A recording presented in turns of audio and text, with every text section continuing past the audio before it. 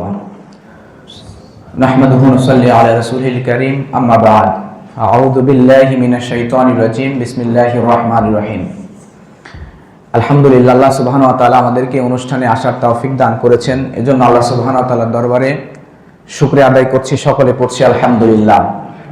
মানবতার মুক্তির দূত বিশ্ব নবী, বিশ্ব নেতা সাইয়্যিদুল আরাবিয়া দুলালে আমিনার প্রতি, তাসদারে মাদিনা প্রিয় রাসূলের প্রতি দরুদ পেশ করছি, সকলে পড়ি সাল্লাল্লাহু আলাইহি ওয়াসাল্লাম। আজকের অনুষ্ঠানের সম্মানিত সভাপতি আমাদের শ্রদ্ধেয় অধ্যাপক আলহাজ মাওলানা মুস্তাফা আল আমিন সাহেব, আল্লাহ তাআলা তাকে নেক হায়াত দান করুন, সকলে বলেন আমিন।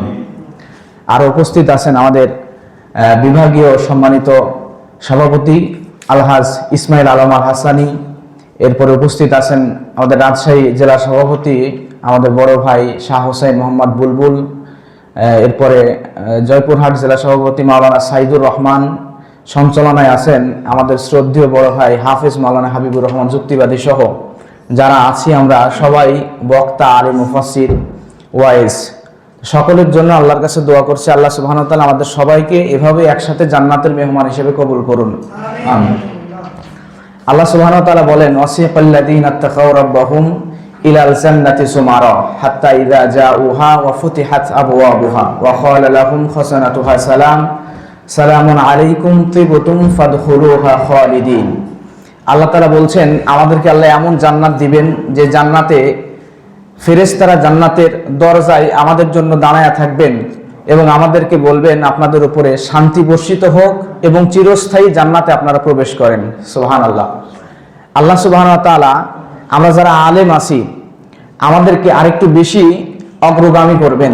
আল্লাহ তাআলা সূরা ইয়াসিনের 58 নম্বর আয়াতে বলেন সালামুন কাওলাম মির রাব্বির রহিম। শুধু ফেরেশতারাই সালাম দিবেন না, আল্লাহ সুবহানাহু ওয়া তাআলা আমাদের জান্নাতীদেরকে সালাম দিবেন।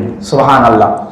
এমন জান্নাত, আল্লাহর নবীর সাহাবী হযরত আবু হুরায়রা রাদিয়াল্লাহু তাআলা আনহু, তিনি নবীকে জিজ্ঞাসা করছেন ইয়া রাসূলুল্লাহ কাইফাল জান্নাত, জান্নাতটা কেমন, মা বিনাউহা, এই জান্নাতটা কি দিয়ে আল্লাহ সুবহানাহু ওয়া তাআলা তৈরি করেছেন? নবীজি বলছেন লাবিনাতুম মিন ফিদ্দাতিন ওয়া লাবিনাতুম ওয়া যাহাবিন। এই জান্নাতটা এমন জান্নাত যে জান্নাতের গাঁথনিটা হবে একটা রূপার ইট আর একটা সোনার ইট দিয়া। হাদিসের পরের অংশ নবী বলছেন ওয়া মিলাতুহাল মিসকুল আসফার ওয়া হাসবাউহাল লুলু ওয়াল ইয়াকুত ওয়া তুরবাতুহা জাফরান। পাথর কুচি হিসেবে ব্যবহার করবে মণিমুক্তার ছোট ছোট দানা, এবং এই জান্নাতে বালি হিসেবে ব্যবহার করবেন জাফরান। এই বালি, পাথর কুচি, সিমেন্ট সবগুলো এক জায়গায় করবেন আল্লাহ সুবহানাহু ওয়া তাআলা মিক্সড করার জন্য জান্নাতি পিউরিফাই করা পানি ব্যবহার করবেন। সুবহানাল্লাহ।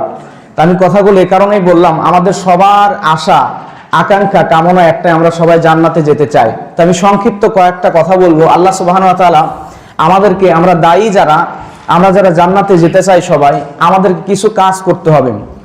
এক নম্বর হচ্ছে আমরা প্রত্যেকেই কোনো না কোনো মসজিদের ইমাম, খতিব অথবা ওয়াজ মাহফিল করি, বক্তা।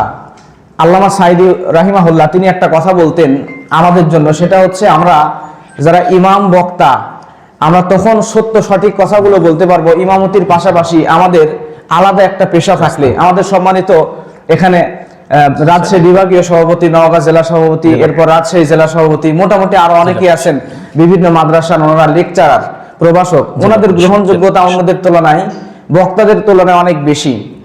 আমরা যখন মসজিদে কথা বলি, মসজিদে তখন সঠিক কথাগুলো বলতে পারবো। আমাদের আলাদা যখন একটা পেশা থাকবে, প্রত্যেকের উচিত আমাদের হয় কোনো একটা আলাদা পেশা, চাকরি অথবা বিজনেসের সঙ্গে অ্যাড হওয়া। শুধুমাত্র ওয়াজ মাহফিলকে বা মসজিদে ইমামতি করাকে পেশা হিসেবে নেওয়া, এটা আমাদের জন্য উচিত হবে না। তাহলে আমরা সঠিক কথাগুলো বলতে পারবো। এটা হচ্ছে আমার এক নাম্বার পরামর্শ। আর আমি ব্যক্তিগতভাবে আলহামদুলিল্লাহ আমি ছোট্ট একটা বই লিখেছি, বইয়ের নাম ভালো মানুষ হওয়ার উপায়। এই বইটা আমি মোটামুটি যখন ফাজিলের ছাত্র তখন থেকে শুরু করছিলাম লেখা। বিভিন্ন মাহফিলে নিয়ে যাইতাম, আমার সাথে যে থাকতো মোটামুটি 6000 কপি ছাপানো হয়েছে, 5500 কপি বিক্রি হয়ে গেছে আলহামদুলিল্লাহ। তো এটা আমার ছোট একটা বিজনেস। এছাড়াও একটা আরো কিছু ছোটখাটো বিজনেস আছে, কোম্পানি আছে, একদম ছোট ছোট। আমি মনে করি প্রত্যেকের এরকম কোনো ব্যবসা বাণিজ্য থাকা উচিত। আমি এখন যারা আছি সবার চেয়ে আমি কিন্তু ছোট আমার মনে হয়। তো দ্বিতীয় পরামর্শ হচ্ছে বিষয় ভিত্তিক আলোচনা করা। আমরা যখন মাহফিলে ওয়াজ করতে উঠি তখন প্রত্যেকে আমরা মোটামুটি যারা লেকচারার বা প্রভাষক বা ইকুয়ালিটি যারা, তারা মোটামুটি গ্রহণযোগ্য, মাহফিল কম করলে ওনারা গ্রহণযোগ্য বক্তব্য দেন। কিন্তু আমরা পেশাহীন বক্তা যারা মোটামুটি অনেকেই আসি, তো এখানে যারা আছি তাদেরকে উদ্দেশ্য করে বলছি না, আমরা প্রত্যেকেই বিষয় ছাড়া কথা বলি অনেকেই। কিন্তু আমরা যদি বিষয় ভিত্তিক কথা বলতাম, আমি যখন আলেমের ছাত্র তখন থেকে আমি চেষ্টা করি বিষয় ভিত্তিক। আজ পর্যন্ত আমি কুষ্টিয়া বিশ্ববিদ্যালয় থেকে আল কোরআন ডিপার্টমেন্ট থেকে মাস্টার্স শেষ করছি আলহামদুলিল্লাহ, নামাজগড় থেকে কামিল শেষ করছি। আলিম থেকে এই মাস্টার্স বা কামিল শেষ করা পর্যন্ত প্রতিটা মাহফিলে, হাজারখানেক মাহফিলে বক্তব্য দিয়েছি। সবগুলোতে বিষয় নিয়ে এবং নোট নিয়ে কথা বলার চেষ্টা করেছি।